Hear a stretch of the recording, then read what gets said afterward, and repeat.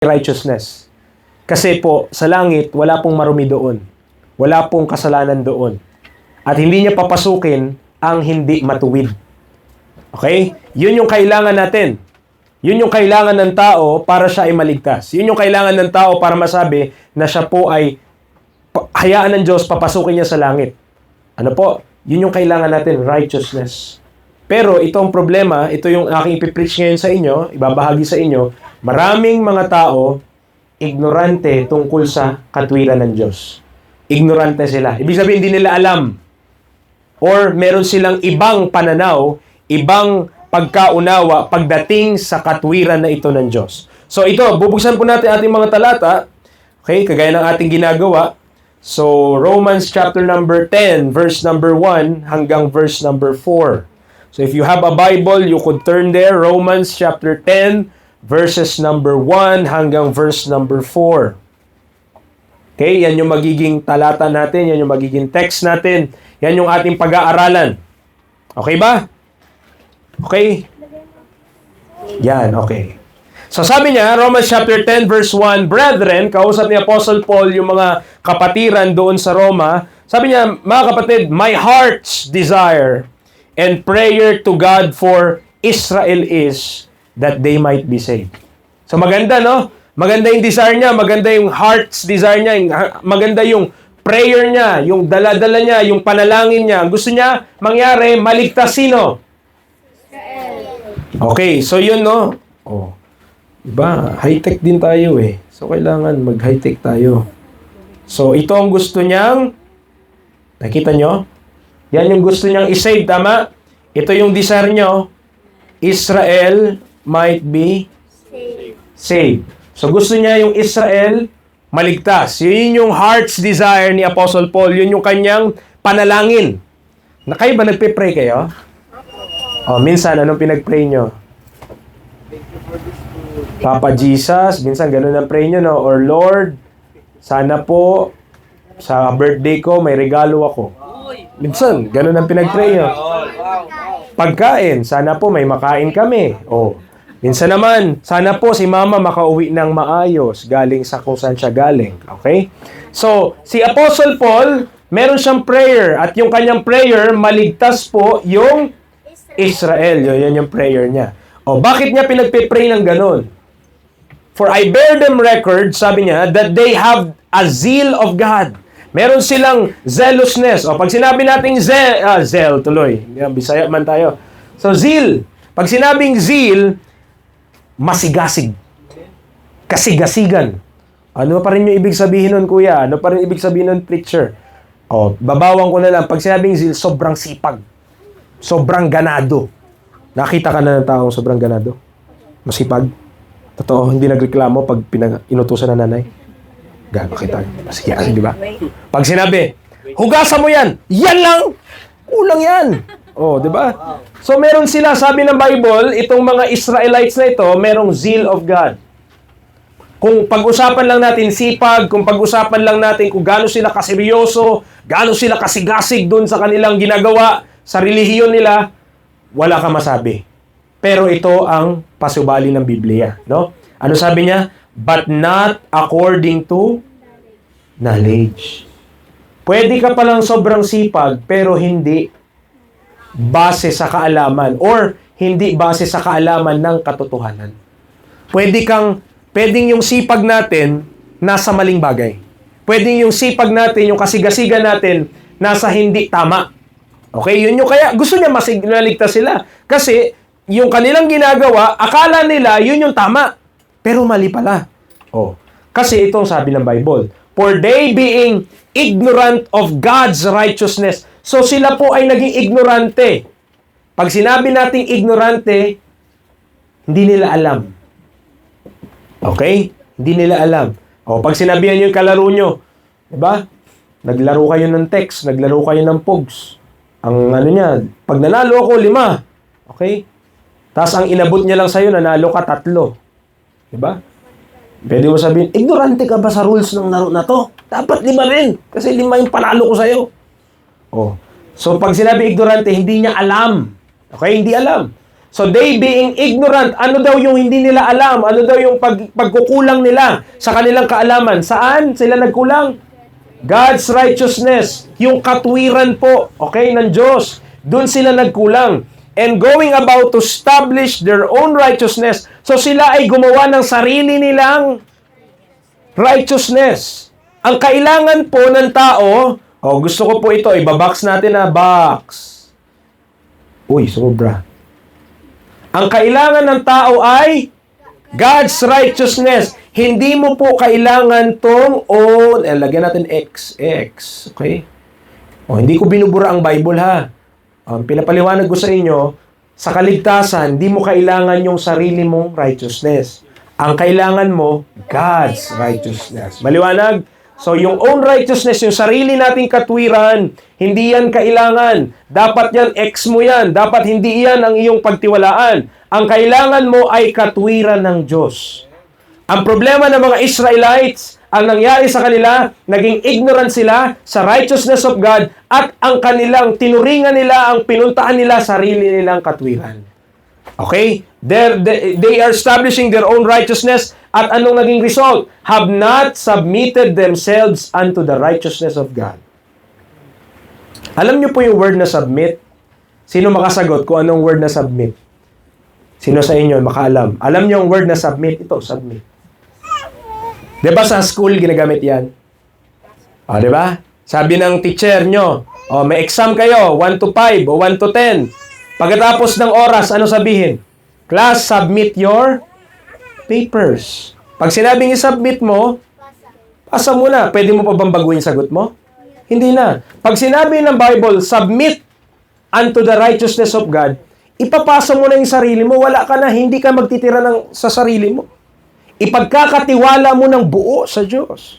Okay? Hindi sa atin. Nagsasubmit ka doon sa kung ano yung basehan o yung batayan ng Diyos o yung katwiran ng Diyos.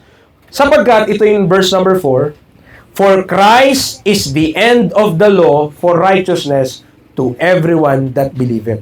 Si Kristo yung katapusan ng batas para sa katwiran. So, pag sinabi pala ng Bible na own righteousness, yung kanina, yung inex ko, naalala niyo yung inex ko? Pag sinabi pala ng Bible na own righteousness, ang tinutukoy niya pala doon sa Israelita ay law for righteousness. Sumusunod kasi sila sa batas. At inisip nila na yung batas, sapat na yun para sa katwiran. Na-miss nila si Kristo.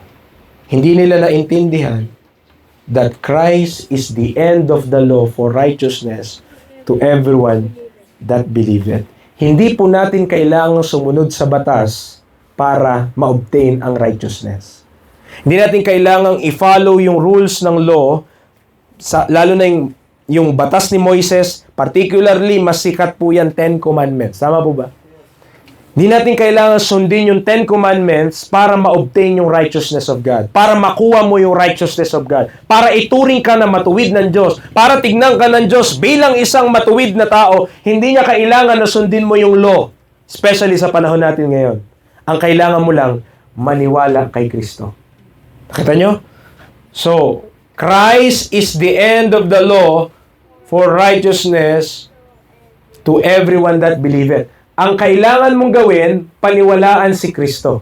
At pag pinaniwalaan mo si Kristo, may righteousness ka na. Titignan na ako ng Diyos na matuwid. Titignan ka na ng Diyos na matuwid. Preacher, kahit wala pa akong ginagawa, yes.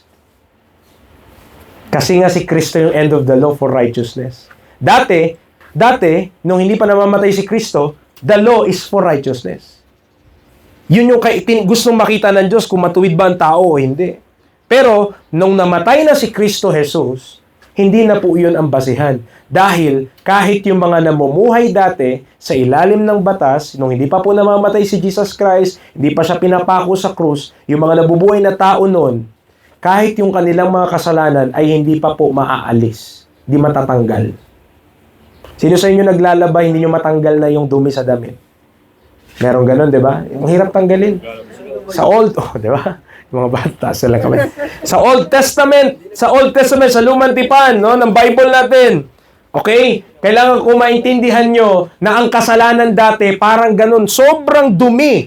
na hindi matanggal ng sunrocks, hindi matanggal ng Ariel, hindi matanggal ng Tide. Walang matanggal. Hindi makakatanggal kahit sino. Sino lang ang nakapagtanggal? Si Kristo lang. Kaya kapag naliwala tayo kay Kristo, di na natin kailangan sumunod sa batas for righteousness. Okay? Hindi na natin yung kailangang sundin para tayo makuha natin yung katwiran ng Diyos. Nakakasunod po tayo? Ayan, okay. So ito yung outline natin. Sino ba yung mga Israelites? As a recap, kasi baka hindi natin naintindihan, sino ba sila? Seal of God, establishing their own righteousness. Christ is the end of the law for right. Now, sino ba yung Israelites? Who are the Israelites? Na tinutukoy ng Bible. Sabi ni Paul, di ba? My heart's desire, prayer to God is for Israel that they might be saved. So, sino sila? Sino sila according to the Bible? So, sabi, from our last studies, tinakil na natin ito ang pagkakaiba ng isang Hudyo at isang Hentil. Sa pag-aaral na to, we shall establish the fundamental difference between the two and know exactly why we are not Israelites. So, ito po. Yan ang isang Israelite. Dapat, ikaw ay galing kay Abraham, kay Isaac, kay Jacob. Hindi sapat na nanggaling ka lang kay Abraham. Bakit? Kasi hindi naman po Israelites ang mga anak ni Ishmael. At ang ang anak po ni Ishmael, ang kanya pong lineage, ang kanya pong mga kamag-anakan na po, sa kanya po nanggaling ang mga Arabo. Alam niyo po yung Arabo? 'Di ba alam niyo yung Saudi? Alam niyo ang Saudi na bansa? Mga Arabo po ang nakatira doon. Okay? Yun, yung mga tao na yun. Yung mga nakabalabal din kasi mainit doon eh. So, sila po ay nanggaling din kay Abraham. Okay? At karamihan po ng mga Arab din na nag-convert po sa Muslim, yung mga Muslim po, mga Arabo din yun. Okay? So, nakita nyo, hindi porket ikaw ay nanggaling kay Abraham, isa ka ng Hudyo. Kasi ang magiging Hudyo lang kapag dumaan ka dyan sa linya na to. O, paano naman kapag nanggaling ako kay Isaac? Dyan po yung ninuno ko, preacher. Kanino ka dumaan? Kay Jacob, kay Esau? Ayun pa. Kapag kay Esau ka, Edomites ka, hindi ka rin Jew. Ang Jew lang sa Bible, ang Hudyo lang sa Bible, ay yung daraan dito sa papuntang Israel. So, anak ni Abraham, anak ni Isaac, anak ni Jacob. Israel, yan lang po ang Jew. Nakita nyo, hindi pala sapat, no? Lolo ko si Abraham. O kanino ka galing? Kay Ishmael. Ay, hindi ka Hudyo. Hindi ka Jew. Ishmaelites ka. Kaya galing ka kay Ishmael. Arabo ka. From the Arab nations, no? Hindi lang ako nakapaglagay dito ng mapa. Pero kung makapakita ako sa inyo ng mapa, mapakita ko sa inyo yung kung gaano yung nakapalibot sa Israel na mga bansa, mga Arab nations also. Sila po ay hindi Jew. Ang Jew lang ay itong linya na to. O, tandaan po natin ha. Nanggaling kay Abraham, nanggaling kay Isaac, nanggaling kay Jacob, at naging Israel. Yan lang ang Jew. Okay? Nasaan yung Pilipino dyan? Wala. Kasi hintil tayo eh. Okay? Wala tayo sa linya na yan. We are Gentiles. Israel came from the lineage of Abraham, Isaac, and Jacob. Also known as the fathers. Sabi ng Bible, pag tinutukoy niya yung fathers, small letter F, tumutukoy yan kay Abraham, Isaac, and Jacob. At sa mas maraming mga pag-aaral pa, ang tawag patriarchs. Walang pinagkaiba yon. Ito lang yung mas magandang tawag. Siyempre, patriarch. Pero ano lang yun? Fathers. Ibig sabihin, sa kanila nagmula yung bansa. Sila yung pinagsimulan, sila yung pinagmulan. Okay? Tingnan natin yung prayer ni Paul pa, Romans 9:3. For I could wish that myself were accursed from Christ for my brethren, my kinsmen according to the flesh. Na sila daw ay mga Israelita. Who are Israelites? To whom pertaineth the adoption and the glory and the covenants and the giving of the law and the service of God and the promises. Whose are... ito tinutukoy ko, no? Bakit ka? Magsulat mag-isa pa. Okay? Sige, okay na yan. So, pag tinukoy ang fathers, sino po ulit ang tinutukoy ng fathers? Abraham, Isaac, and yun. Yun, ha? Sa kanila pertain yung mga fathers na yon. And of whom as concerning the flesh, Christ came, who is over all, God blessed forever.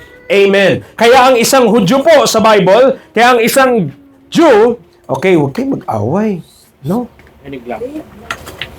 Upo lang. O, doon, yung isa. O, yan. Okay lang. Okay? Ang isang Jew sa Bible, napakataas po ng advantage niya. Napakalaki ng advantage niya. Okay? Bakit? Kasi si Kristo, maging si Kristo, dumating para sa kanila. Yung pumunta si Kristo dito, para talaga sa kanila yon. Pero, as we progress sa ating mga pag-aaral, pag maintindihan natin, pag naintindihan mo na ito, pag mas lalo nyo pong namuni-muni yung doktrina, pagdating sa kung papaanong ang kaligtasan ay dumating sa ating mga hintil, masabi mo, napakabuti ng Diyos. Pero kung ikaw ay nabuhay dati, Old Testament, dapat kumapit ka sa isang Hudyo. Kasi ang mga bansa nun, sumasamba sa Diyos-Diyosan. Lahat. At ang kailangan nila, makilala ang tunay na Diyos. Ang mga Jew, sila po ay sumasamba na sa tunay na Diyos nung panahon po na yun. So, sino ba si Abraham? Preacher, sino po si Abraham? Okay? The defiance of mankind at the Tower of Babel brings into play a new administration of God. At this point, God revealed a little more about His plan to regain the earth. He would make His own special nation from a man named Abram. He would use this nation to bless all other nations. His nation would dwell in a special land, Canaan. He told Abraham the borders of the great kingdom his seed would one day have on this earth. So ito po yung promise sa kanya ng Diyos. Okay? Kaya po pinili ng Diyos si Abraham ay dahil ang tao nun gusto na nilang magkaisa para sumamba sa Diyos-Diyosan. Gagawa sila ng tower.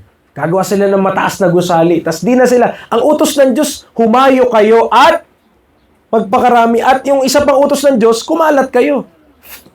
Yung buong earth, dapat i-fill nyo. Ang gusto nila, so, maliwanag ba ang gusto ng Diyos? Ang gusto ng Diyos, kumalat. Ang ginawa ng tao, nagkaisa. Nagsama-sama.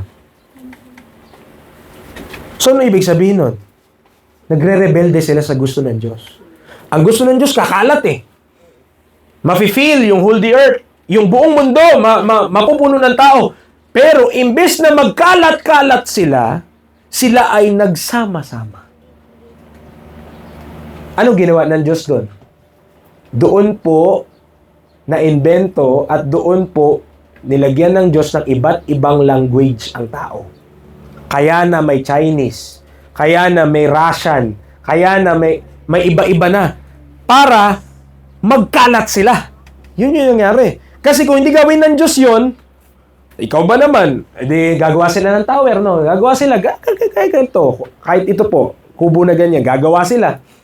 Sabi ng isa, get me the chainsaw. Sabi ng isa, di kita maintindihan, ano ba yung pinapaabot mo?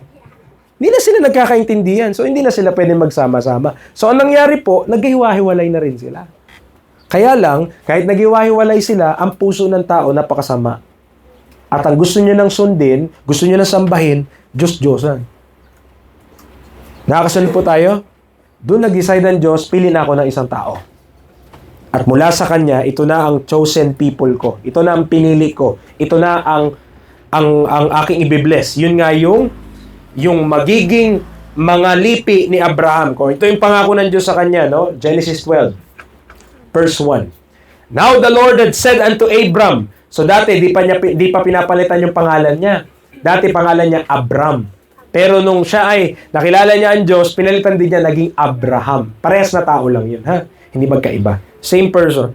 Now the Lord had said unto Abram, get thee out of thy country and from thy kindred and from thy father's house unto a land that I will show thee. Imagine, ito yung pangyayari, ang mga tao sumasamba sa Diyos-Diyosan. Bawat ano. Pero kinausap ng Diyos, direkta si Abraham, or si Abram. Sabi niya, umalis ka dyan sa bansa mo. Umalis ka dyan sa kamag-anak mo. Kita nyo kung saan siya pinapaalis? Country. Ano po ang Tagalog ng country? Bansa. Ano po ang Tagalog ng kindred?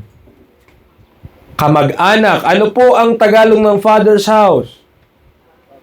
Bahay ng tatay mo. Okay? So, tatlo pinapaalis siya. Umalis ka sa bansa mo, umalis ka sa mga kamag-anak mo, umalis ka sa bahay ng tatay mo. Unto a land that I will show thee. At sabi nga ng Bible, kung pag-aaralan natin, pananampalataya po ang pagsunod diyan. Bakit? Isipin mo ba naman, ang buhay niya, mayaman po si Abraham. Mayaman siya. Ang dami niyang mga ari-arian, ang dami niyang mga kahayupan po. Ang dami. Mga tupa, marami sa niyan. Ang dami niyang mga katulungan, ang dami niya eh. Tapos sasabihin niya sa'yo, halimbawa kung ang bahay mo napakaganda na, sa ating panahon po, no, ang bahay mo, talagang nalagyan mo na ng kompleto na, may sopa, kompleto na yung kurtina mo, talagang hindi makadampi yung yung mosquito ba, nadudulas sa sobrang kintab. Kaya lahat ang ganda na ng bahay nyo, tapos sabihin sa'yo ng Diyos, alis ka dyan. Punta kita dun sa land na hindi mo pa alam kung saan. Sino ang susunod? Diba? Ganun yung inutos kay Abraham. Kasi nung panahon na yon, okay na yung buhay niya eh. Masagana yung buhay niya, mayaman siya. Pero ang sabi ng Diyos, umalis ka dyan kung nasa saan ka. Umalis ka sa bansa mo, umalis ka sa mga kamag-anak mo, umalis ka sa bahay ng tatay mo, unto a land that I will show thee. Hindi niya pa po nakikita yung lugar na yun. Buti sana kung sasabihin sa'yo, alis ka na dyan sa Olongapo, punta ka dito sa Palawig at alam mo nang itsura dito. Mas okay sa'yo. Kung papaalisin ka sa isang lugar tapos, saan punta? Basta, malaman mo na lang pag nandun ka na. Ang hirap na. Mahirap yung papapuntahin ka sa lugar na hindi mo alam.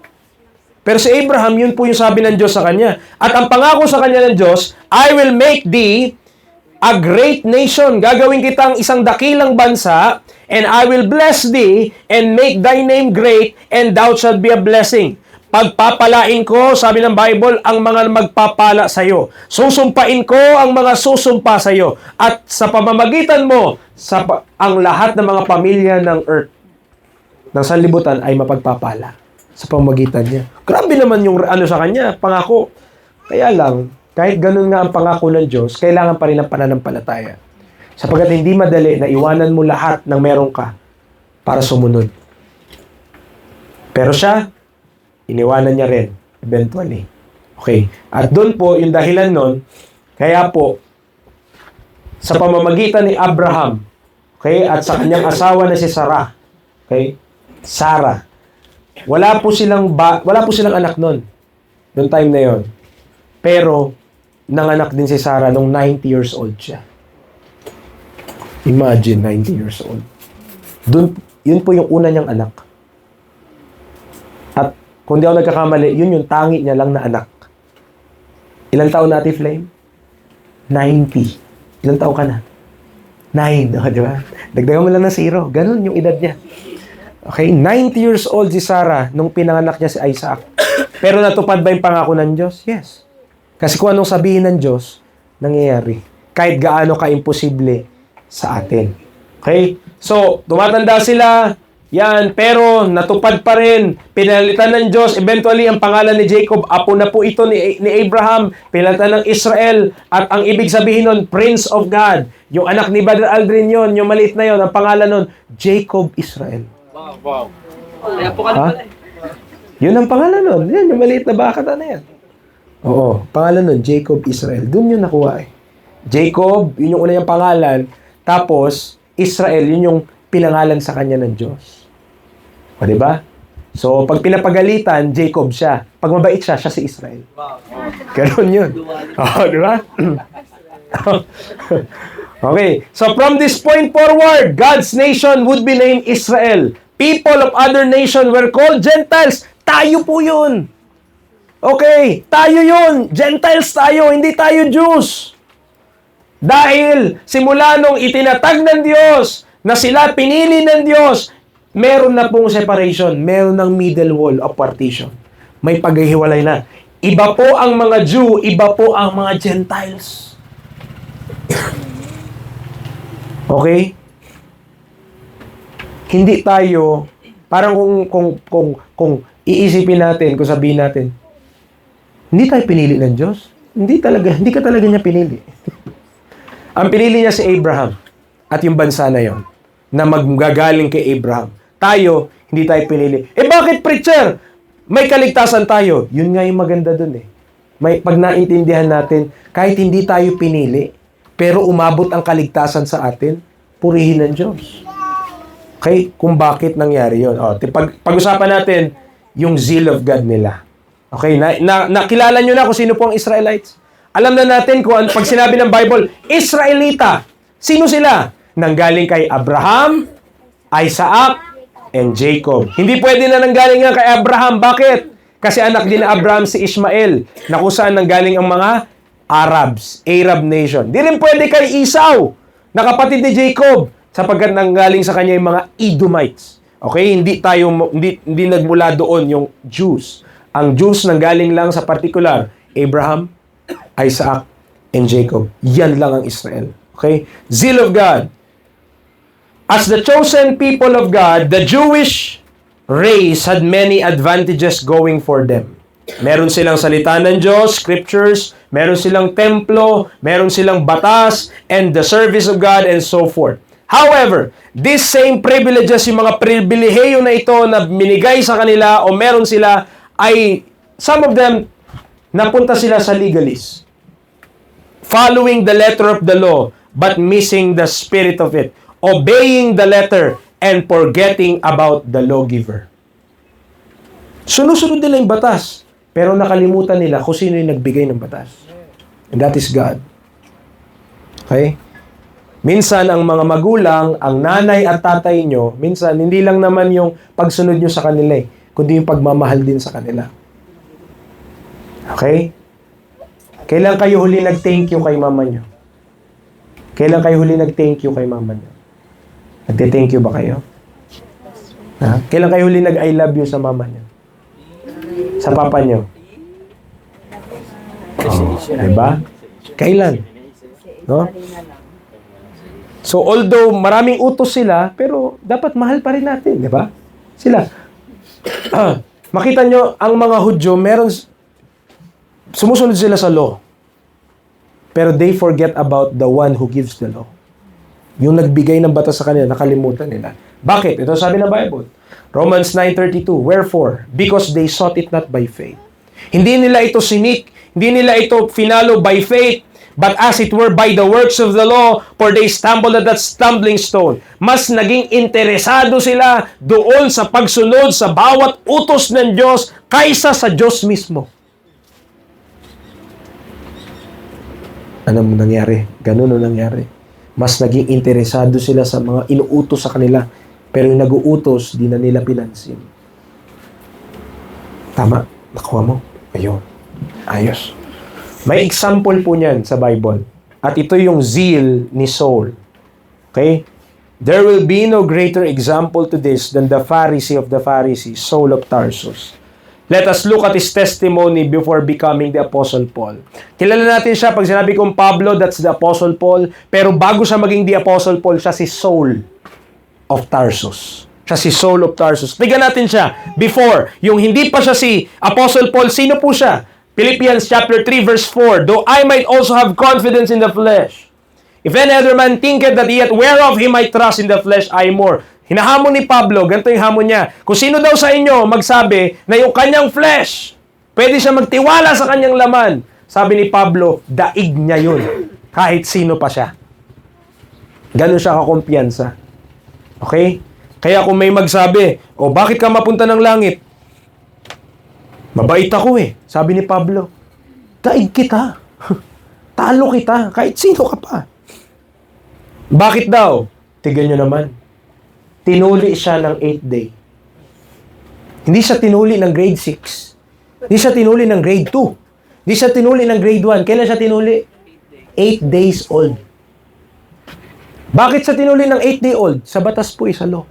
Dapat on the 8th day. Hindi ko alam, pero ni-research ko to dati, meron ding scientific May scientific explanation din na on 8th day daw ng pinanganak na sanggol na lalaki, parang dyan yung yung blood. Parang mababa na hindi siya magdugo ng masyado. Okay? Yun yung scientific yun. Pero biblically, sa law po mga kapatid, 8 day old. Diyan tuliin yung isang Israelita of the stock of Israel, of the tribe of Benjamin, and Hebrew of the Hebrews, as touching the law of Pharisee. Tignan nyo yung zeal niya. Concerning zeal, yung kanyang kasigasigan, yung kanyang kasipagan tungkol sa kanyang relihiyon, ano tinulak siya saan? Na i-persecute yung church. Take a preacher. Kala ko ba sumusunod siya sa batas? Tama ba? Sumusunod siya sa batas kasi Israelita si Paul, si Saul. Okay? Pero bakit pinipersecute niya? Bakit inuusig niya? Bakit ganun yung ginagawa niya sa church? Alam niyo po kasi sa batas, ang sabi, kapag merong tao na nagkiklaim na siya ay Diyos, huwag niyo dapat paniwalaan. Okay? Kung may tao na nagkiklaim na Diyos daw siya, huwag niyo yung papaniwalaan. Si Jesus Christ, ano bang claim niya? That He is the Son of God. So si Saul, based sa law, dapat niyang i-reject si Kristo talaga. Base sa batas, kailangang i-reject ni Apostle Paul ang ating Panginoong Jesucristo. Dahil para sa kanya, hindi nga siya naniniwala na Diyos si Kristo So, kung si Kristo hindi Diyos sa kanya, sino si Kristo? Di manloloko.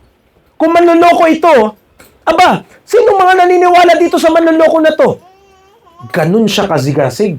Kaya gagawin niya kung ano nakalagay sa batas. Kung sabi ng batas, batuhin niya ang mga yang idolaters na yan. Batuhin niya. Patagang gusto niya mapapatay yung mga yun. Bakit? Kasi sumusunod siya sa batas. Pero hindi niya nakilala talaga kung sino yung tao o sino yung person na ito na dinidil niya. Touching the righteousness of the law. Tingnan niyo. Blameless. Ano pa? For ye have heard of my conversation in time past in the Jews' religion, how that beyond measure I persecuted the church of God and wasted it. Grabe. Pinirwisyo niya talaga yung church. Isipin mo, ganito po. Halimbawa, ganito. Kasi dati sa mga sinagog, ganito. Kaawitan tayo, magpuri tayo sa Panginoon, sambahin si Kristo. Tapos bigla siyang papasok at manggugulo. Sino sa inyo naniniwala kay Kristo? Pag sinabi mo, Brad, na naniniwala ka kay Kristo, dadakpin ka na, kukulong ka na.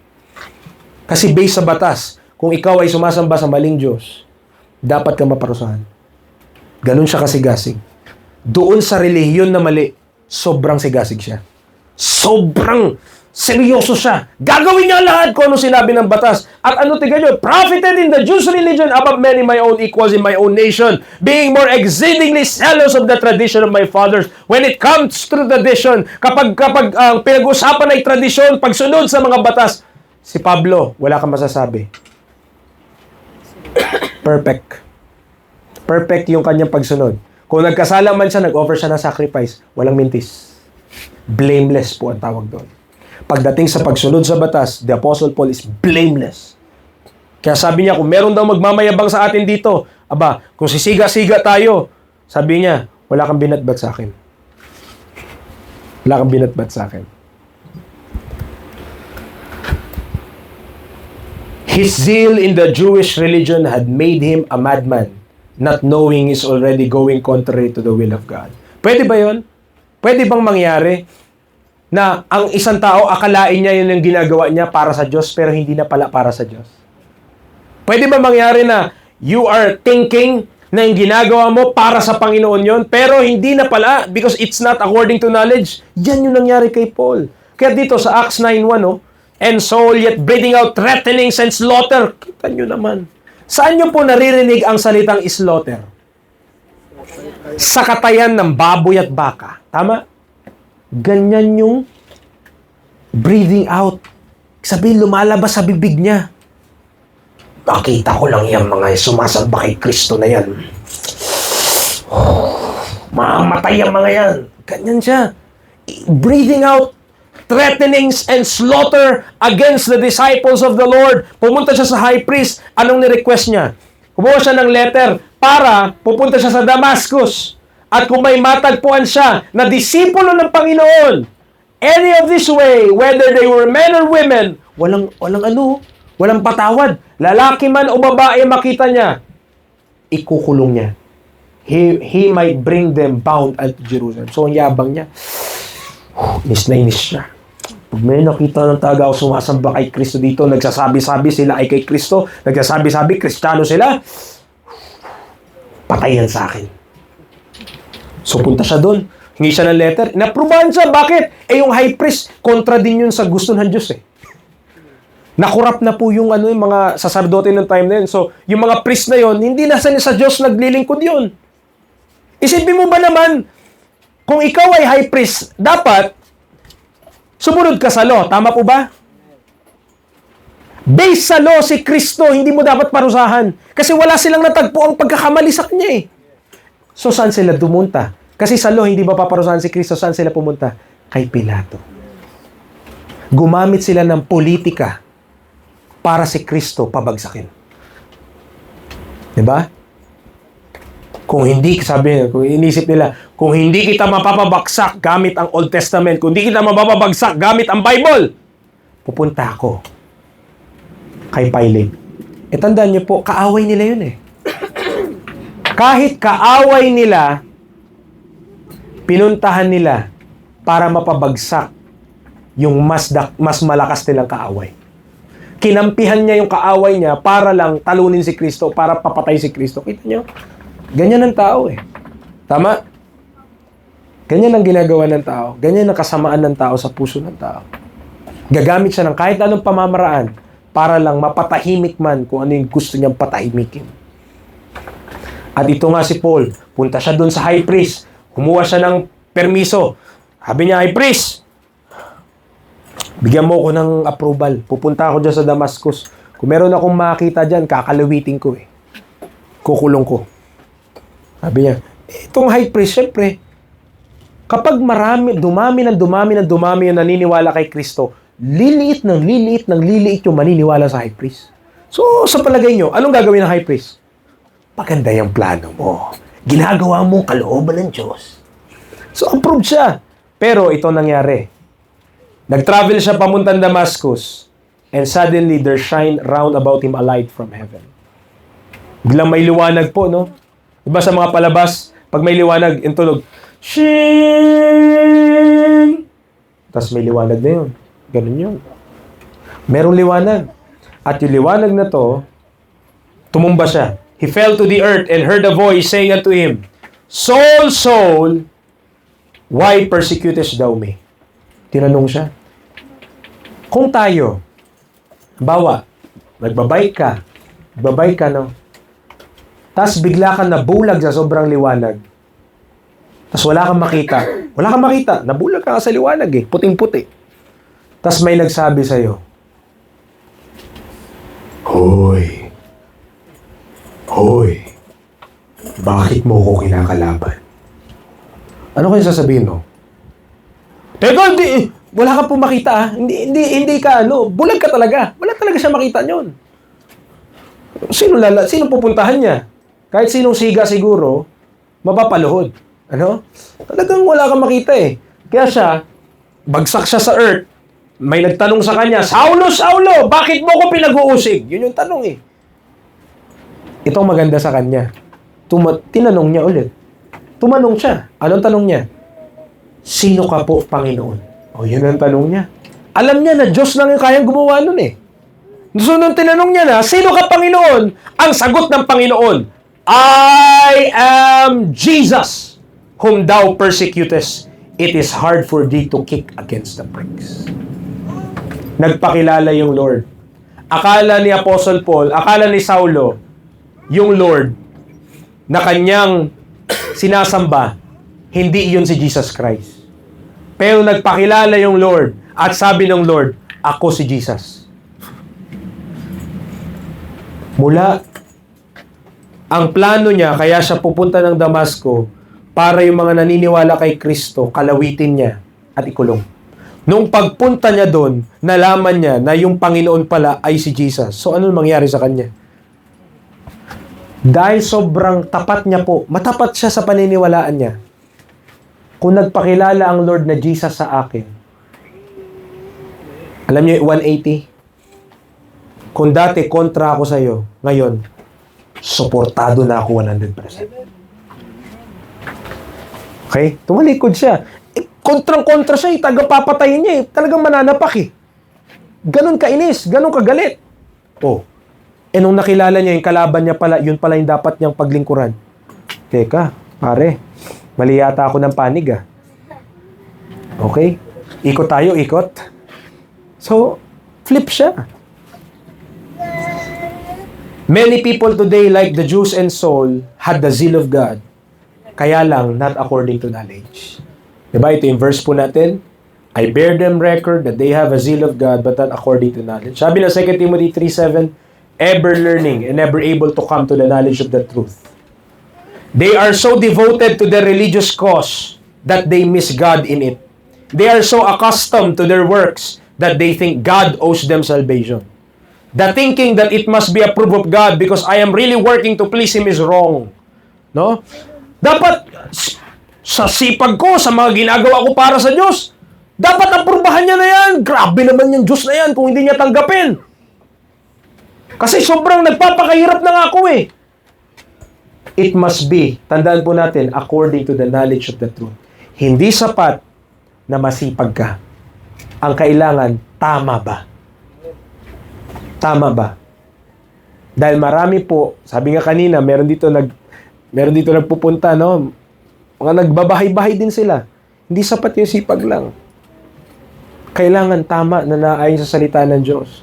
Kasi napakaraming mag-aakay po sa inyo. Maraming mga gustong makuha ang kaluluwa nyo para mabahaginan kayo ng sa palagay nila, tama. Pero hindi tama. Bakit? Ang ituturo pa rin, gawa mo. Pagsisikap mo. Yung pwede mong magawa, yan ang titignan daw ng Diyos. Hindi po. Christ is the end of the law for righteousness to everyone that believeth. Okay. So, yun yung 1 and 2 natin. Una, nakita natin, ano po yung number 1? Who are the Israelites? Pangalawa, the zeal of God. Pangatlo, establishing their own righteousness. So, Romans 10:3, nandun yung verse natin. They are going about to establish their own righteousness. Own righteousness. The Jews will be considered righteous if they will be obedient to the law. Sabi naman ng Bible yun eh. Magiging matuwid sila. Ituturing silang matuwid kung sila susunod sa batas. Ito yung verse. It shall be a righteousness if we observe to do all these commandments before the Lord our God. Okay? So, however, realistically, pakinggan niyo po ito, wala po kahit na isa ang nakasunod sa batas ng hindi nagkakasala. Nobody. That is why there are sacrifices under the law. But what those animal sacrifice could just accomplish is covering, not the taking away of sins. Ang kaya lang i-accomplish, ang kaya lang mangyari, ang kaya lang gawin ng mga pag-aalay na ito ng hayop. Kaya sa lumantipan, nag-aalay ng tupa, ng baka po. Talagang pinapatay. Ginigilitan, ang dugo, binubuhos. Pero ito po ang testament din o testimony rin ng Bible. Upo ko yan. For it is not possible that the blood of bulls and of goats should take away sins. Hindi posible. Okay? Hindi posible na ma-take away, na maalis ang kasalanan sa pamamagitan ng pag-aalay ng mga toro at mga kambing. Alam yung kambing. Okay? Hindi posible. Kahit gaano kadami pang bulls, kahit gaano karami pa na goats, hindi mo maaalis ang kasalanan. Knowing the law must make the subject yearn for the mercy of God and not boast of His law-keeping. Kung naiintindihan lang ng sumusunod sa batas ang batas, malalaman niya ang kailangan niya awa ng Diyos. Awa po ng Diyos. Therefore, by the deeds of the law, there shall no flesh be justified in His sight, for by the law is the knowledge of sin. Micah 6:8, He hath showed thee, O man, what is good, and what that the Lord require of thee, but to do justly, and to love mercy, and to walk humbly with thy God. Nakita nyo, kung ikaw ay nabubuhay sa batas, ano yung kailangan mo i-consider? Justice, mercy, at humility. Kung ikaw ay namumuhay sa ilalim ng batas, dapat ka bang mayabang? Hindi. Kung ikaw ay namumuhay sa ilalim ng batas, dapat ka bang nagmamalaki? Hindi. Dapat magpakumbaba ka. Dapat umasa ka sa awa ng Diyos. Dapat maging matuwid ka sa iyong mga dealing, hindi ka magsinungaling. Ano? The Jewish pride. However, this is not the case for the whole nation in general. They have trusted in their own selves that they, instead of submitting to God's righteousness, they're establishing their own righteousness. Instead na mag-submit sila, instead na pagtiwalaan nila yung katwiran ng Diyos, gumawa sila ng sarili nila. This is the example, okay? Sa Luke chapter 18 po, verse 9. And he spake this parable unto certain which trusted in themselves that they were righteous and despised others. So, parable na ito, binigay ni Kristo para daw doon sa mga tingin nila, matuwid sila, at yung mga iba, dinidespise nila. Parang binabaliwala nila. Parang, wala kayo. Masama kayo, makasalanan kayo. Sabi ni Jesus Christ, 2 men went up into the temple to pray. The one a Pharisee and the other a publican. So, isang Pharisee, pagdating sa batas, talaga pong, sobrang galing. Ang isang publican po, yan po ay tax collector. Ng buwis. So, hindi maganda yung reputasyon ng mga tax collector noong panahon na yun. Kasi sila yung mga corrupt na tao. Yun yung pananaw ng marami. The Pharisee stood and prayed thus with himself, God! Sabi, ito yung prayer, no? Kuya Ace, no? Ito yung prayer. Ang sabi nung Pariseo, Diyos, nagpapasalamat ako na hindi ako kagaya ng ibang tao. Nagpanalangin. Hindi ako kagaya ng ibang tao na manghuhut-hut. Extortioner. Unjust. Adulterers. Or even as this publican. Isipin mo parehas kayo nagpe-pray. Pumunta sila parehas sa templo, dalawa sila, at ipaparinig niyo yun, Diyos! Maraming salamat po, hindi ako kagaya ng ibang tao dyan. Manghut-hut, unjust, at di kagaya ng publikanong ito. Grabe manalangin, Pag nanalangin ka, dapat magpakumbaba ka sa Diyos, hindi ka aaway ng ibang tao. So, naglalamang, nang mamata siya eh. Ito pa sabi niya, nag-aayuno ako 2 beses sa isang linggo. Brad, di ba nag-aayuno ka dati? I give tithes of all that I possess. Lahat ng pagmamayari ko, nagbibigay ako ng ikapo, sabi niya. Pero tignan niyo yung publican. Yun yung prayer ng Pariseo. Ang prayer ng publican, standing afar off, would not lift so much as his eyes unto heaven. So, hindi niya nga maitaas yung mata niya sa langit eh. Parang hindi siya makatingin ng ganun.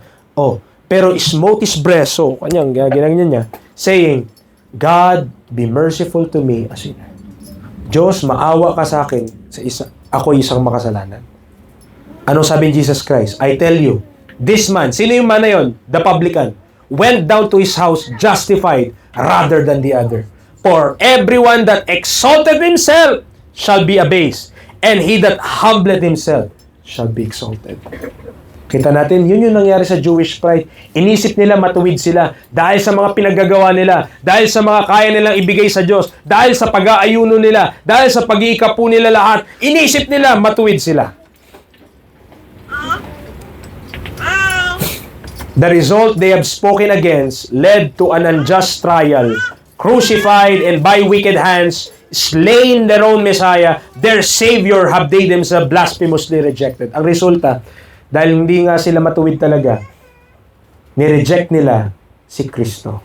Tandaan niyo po, last point natin, Christ is the end of the law for righteousness.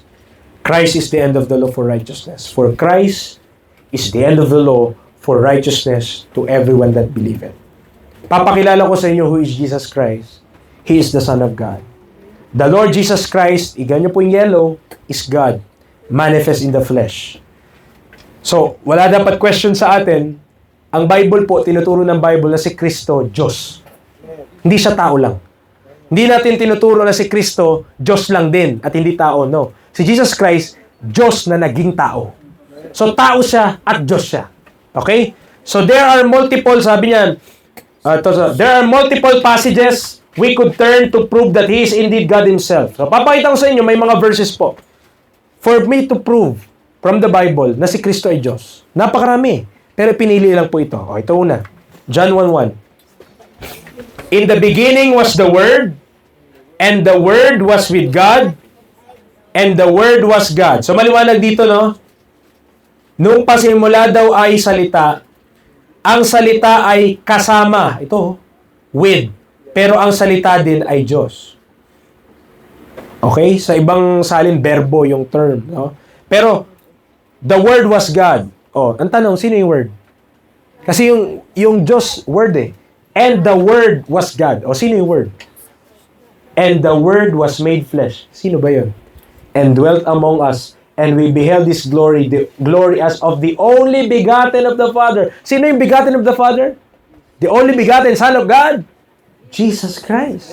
So siya yung tinutukoy na Word. The Word was made flesh. At sabi ng John 1:1, yung Word ay God. Oh, unang proof. John 1 yun ha. John 5:18. Therefore, the Jews sought the more to kill Him, because He had not only had broken the Sabbath, listen, but said also that God was His Father. Anong ibig sabihin nun? Kapag sinabi niya na ang Diyos ay kanyang Ama, making Himself equal with God. Equal with God. Okay? John 5:18. John 20:28. Nung nakita ni Tomas ang Panginoong Jesucristo na siya ay nabuhay mula sa mga patay, anong sabi niya? And Thomas answered and said unto Him, kausap niya si Jesus Christ, My Lord and my God. Sabi ng iba, nagulat lang si Tomas dyan. Di ba? Pag nagulat ka daw, sabi mo, oh my God. Sabi nila, nagulat daw po si Tomas. Pero gusto ko pong maintindihan natin na kung nagulat lang si Tomas, dapat hindi mo i-take yung pangalan ng Panginoon in vain. And that means, ito po ay blasphemy kung nagulat lang siya to at hindi totoo tong sinabi niya. Dapat i-correct siya ng Panginoong Hesus. Sabihin ng Panginoong Hesus, Tomas, bakit mo yan sinasabi? Hindi yan tama. Pero kinorek ba siya ng Panginoong Hesus? Hindi po. Kasi tama lang yung sinabi ni Tomas that Jesus Christ is really His Lord and His God. Okay? Acts 20:28. Take heed therefore unto yourself and to all the flock over the which the Holy Ghost hath made you overseers, to feed the church of God. Tignan niyo po para pakainin ang iglesia ng Diyos, church of God, which He had purchased with His own. Kailan nagkaroon ng dugo ang Diyos? Okay? Kailan nagkaroon ng dugo ang Panginoon? Only when He became a man. Nung naging tao lang siya. Kaya po, sabi kaninong dugo ba to? Tingnan nyo, kaninong dugo to sa text na ito? Sa Diyos. No? To feed the church of God, which He had purchased with His own. Wala naman si Kristo dito eh. Ang Diyos ang tinutukoy nung His dito. Okay? So, ang Diyos na to, na ang kanyang sariling dugo, ang pinambili niya para sa church, sino yun? Jesus Christ. No? Ito pa, Philippians 2:6. Who being in the form of God, thought it not robbery to be equal with God. Ito. So, kung di pa rin tayo na-convince na Jesus Christ ay Diyos, tingnan niyo po yung Hebrews 1:8. Ang Diyos Ama ang nagsasabi dito. Ang sabi ng Diyos Ama, but unto the Son. So, ang kausap niya si Kristo. Si Jesus Christ, yung sabi ng Father, the Father to the Son. So, sabi ng Ama kay Kristo ito, Thy throne, O God. Ang tawag ng Father kay Kristo, Diyos. Thy throne, O God. Sino po? Tingnan nyo, sino nire-refer? Sino pinapatukuyan? Unto the Son. Hindi naman sinabing unto the Father eh. Kasi yung Father na mismo yung nagsasabi sa Son. Ang sabi ng Father sa Son, Thy throne, O God, is forever and ever. A scepter of righteousness is the scepter of Thy kingdom. Kaya, to understand na si Kristo yung nagbayad ng ating mga kasalanan is to also understand na ang Diyos ang gumawa nun para sa atin. Salamat sa Panginoon. Kasi kung tayo nga ang gagawa, ay naku po, kulang ang forever para mabayaran mong kasalanan mo. Kulang ang forever. Pero salamat, kaya naging sapat yung ginawa ni Kristo kasi hindi lamang siya dugo ng tao. Nakita yung Acts 20:28? Dugo ng Diyos. It's the blood of God. Okay? Para sa atin. So, those verses should persuade us about the nature of Christ. He is indeed the Savior, but not just a man, but God Himself. Bilang Diyos, in time, in the likeness of sinful flesh, paid for the sins of the whole world by one sacrifice. Isa lang ang kanyang inalay, once lang siyang namatay, pero yun na, sapat na. Bakit? Because God paid for our sins. By the which will we are sanctified through the offering of the body for Christ, for Jesus Christ. Tignan niyo po. Saan niyo ito naririnig? Sa TV. Diba? Narinig niyo yan kila sa Itbulaga. One for all for one. Tama. Pero si Kristo talaga ang original niyan na minsan niya na lang ginawa once for all. Yung ginawa ni Jesus Christ, hindi niya na po kailangang i-repeat. Yung ginawa ni Jesus Christ, hindi po siya repeatable. One time use lang. Okay? Ang toothpick, di mo na dapat kailangang uliting gamitin. Minsanan lang yan. Pwede ba naman yung toothpick ginamit mo na binalik mo pa? Aba, hindi pwede yan. Tama? Oh. Oh. So, ang ginawa po ni Kristo, ang ginawa ni Kristo, hindi mo na kailangang ulitin. Dahil, okay na po. Sapat na. Okay? Hindi mo na kailangan yung ulit-ulitin. Minsan lang yun. But this man, after he had offered one sacrifice for sins forever, sat down on the right hand of God. Christ is the end of the law for righteousness. Christ is the promised seed in the Old Testament. He is the prophesied Messiah to redeem Israel. But all of this, the Jew miss. Na-miss po ng isang Hudyo. Hindi nila nakita na ito na pala yung dapat nilang hinihintay. Ito na dumating na. Ba sa airport minsan, sabi hinihintay ko, yung pala nakatayo na dyan. Tapos tinawagan niya, ay kayo na po pala yan. Katabi mo na pala. Na-miss nila.